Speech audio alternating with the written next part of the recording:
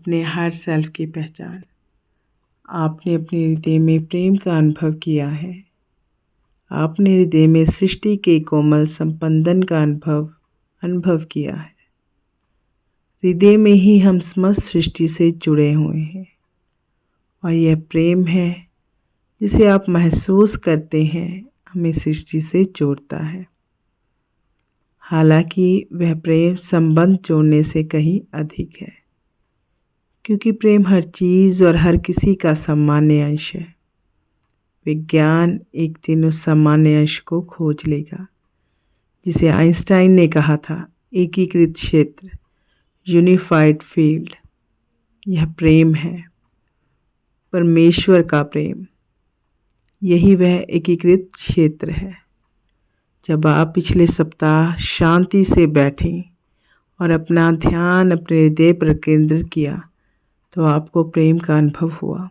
भगवान का प्रेम, आपका प्रेम, हर किसी का प्रेम। आपने उस तत्व की अनुभूति की जिसे संपूर्ण सृष्टि बनी है। आपने संपूर्ण सृष्टि का अनुभव किया। यह सरल अनुभव ही है जो आपको अब गहराई की ओर ले जाता है। कम से कम अभी आपके सुविधाजनक दृष्टिकोण से यह गहरा लगता है। जैसे जैसे आपका अनुभव और ज्ञान खुलेगा, यह बिल्कुल भी गहरा नहीं लगेगा। यह सरल और स्वाभाविक, आसान और सहज होगा। फिर भी यदि आप अभी जान लें कि इस पाठ्यक्रम में आप क्या अनुभव करेंगे तो यह बहुत गहन प्रतीत होगा। पहले पाठ में आपने सीखा कि आपका सुंदर भौतिक शरीर आपके सब का एक छोटा सा हिस्सा है। आपकी शेष आत्मा आपके द्वारा अनुभव किए गए प्रेम से वैसे ही बनी है जैसे कि सारी सृष्टि। क्योंकि अब आप उस प्रेम को महसूस करते हैं, आप उसे अपने बाकी सब के साथ एक कनेक्शन के रूप में उपयोग कर सकते हैं। इस सप्ताह आप यही करना शुरू करेंगे। अभी समझने की आसानी के लिए इन दोनों के बीच अंतर कर सकते हैं। निचला स्व और उच्च स्व। निस्संदेह ये गलत है। हम एक स्वयं हैं। इसके अलावा हमारा एक स्व हर चीज़ और बाकी सभी के साथ एक है।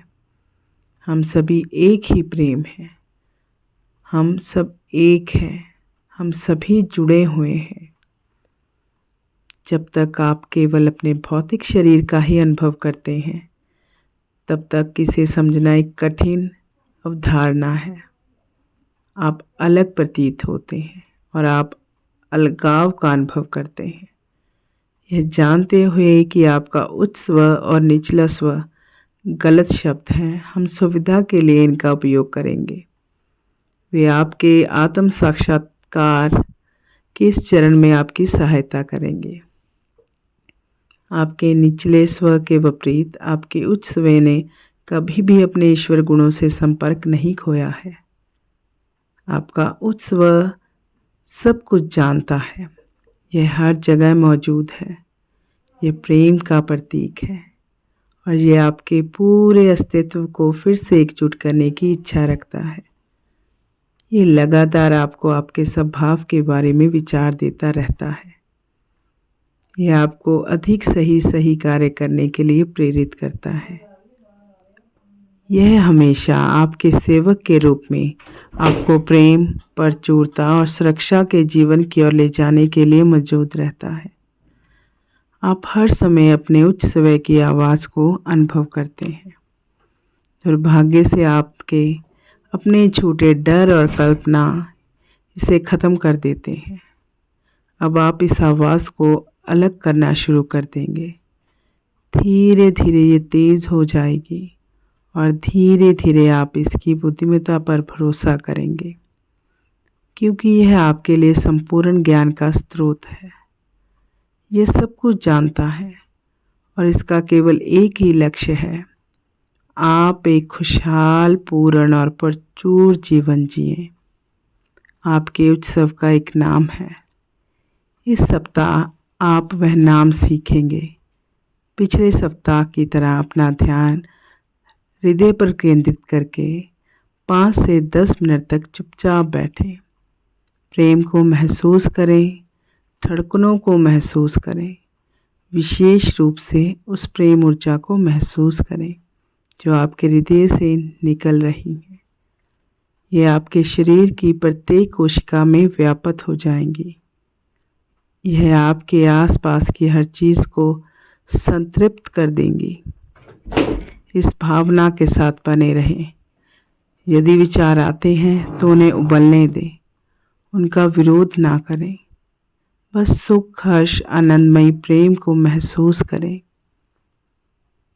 जब आप प्रेम की अनुभूति का आनंद ले रहे हों तो ये शब्द कहें, मेरे सुंदर उत्सव, कृपा अब मुझे मेरा नाम दे। My beautiful higher self, please give me my name. मेरे सुंदर उत्सव, कृपया अब मुझे मेरा नाम दे। नाम आपके सामने उजागर कर दिया जाएगा। ये एक ऐसा नाम हो सकता है जिससे आप परिचित हों, जैसे जॉन, मैरी, जोशुआ, या ये अमी, अनासिया, कोनार, सामित्री जैसे अक्षरों का एक अपरिचित समूह भी हो सकता है। उस नाम को आप किसी गुरु के संदर्भ में जानते हैं, जैसे यीशु, बुद्ध, बाबा जी, तो उस नाम का विरोध ना करें। ये नाम एक सतत विचार के रूप में प्रकट होगा। हो सकता है कि यह आपको सुनाई दे, हो सकता है आपको इसके अक्षर दिखाई दे। यह महज एक सहज विचार भी हो सकता है। अब आए, जब भी ये आए तो लिख लें। फिर अपने अगले शांत समय में ध्यान दें कि क्या ये वही नाम है फिर आपके सामने आता है। सप्ताह के अंत तक आप उच्च स्वर के नाम से काफ़ी परिचित हो जाएंगे।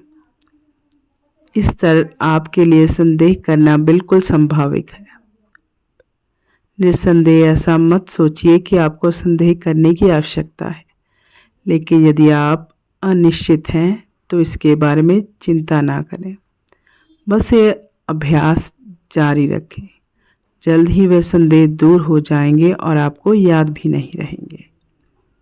यदि आप प्रेम की अनुभूति का आनंद ले रहे हैं तो इस सप्ताह शांत अवधि 15 मिनट तक की हो सकती है। यदि प्रेम की भावना खत्म हो जाती है और आप घबराहट या चिंता महसूस करते हैं तो कुछ मिनटों के लिए लेट जाएं। प्रत्येक दिन प्रेम की अपनी नियमित शांत अवधि के अलावा प्रत्येक वाक्य को समझते हुए इस सप्ताह के पाठ को धीरे धीरे पढ़ें।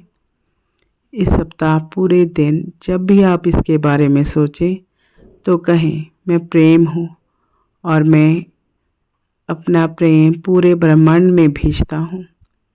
आप किसी अन्य व्यक्ति, पौधे, कुत्ते, स्थिति या किसी भी चीज़ को प्रेम भेज सकते हैं। आप इसे कुछ फीट या पूरे महाद्वीप में भेज सकते हैं। महसूस करें कि प्रेम आपके हृदय से वहाँ तक जा रहा है।